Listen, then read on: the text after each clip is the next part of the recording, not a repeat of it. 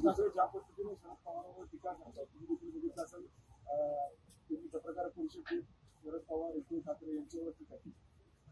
दिल्लीतून आदेश आले, गुजरातवरनं आदेश आले आणि दुर्दैव असं आहे की राज ठाकरे साहेबांचा मी फॅन होतो, पण आता दिल्लीचे आदेश ते ऐकायला लागलेले आहेत. लोकसभेला काय झालंय सगळ्यांनी बघितलं. आता फक्त एकच पर्याय महायुतीकडे राहिलेला आहे की मतं विभागली गेली पाहिजे.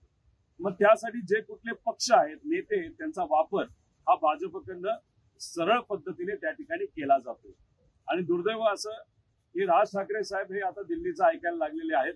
त्यामुळे अशा नेत्यांना नाही तर पक्षांना सामान्य लोक मतविभागणीसाठी वापरणाऱ्या नेत्यांना आणि पक्षाला काय म्हणतात तर सुपारीबाज पक्ष, सुपारीबाज नेते असं कुठेतरी म्हणायला लागलेले आहेत. त्याच्याच बरोबर काही मतदारसंघामध्ये मुद्दामून सत्तेत असणारे जे लोक आहेत, जसं माझा मतदारसंघ, काही लोकांना मतविभागणीसाठी तिथं उभं केलं जाईल, अपक्ष असेल नाही तर पक्षाच्या माध्यमातून. त्यामुळे हे जे काय चाललंय हे सामान्य लोकांना माहिती, म्हणूनच सामान्य लोकांनी एक शब्द काढलाय, सुपारीबाज नेते आणि सुपारीबाज पक्ष. मग राज ठाकरे साहेबांमध्ये हिंमत असेल तर देवेंद्र फडणवीस साहेबांबद्दल बोलावं की जर जातीय द्वेष नाहीतर या दोन विविध समाजामध्ये द्वेष जर कुणी निर्माण केला असेल तर भाजपच्या लोकांनी केलेला आहे.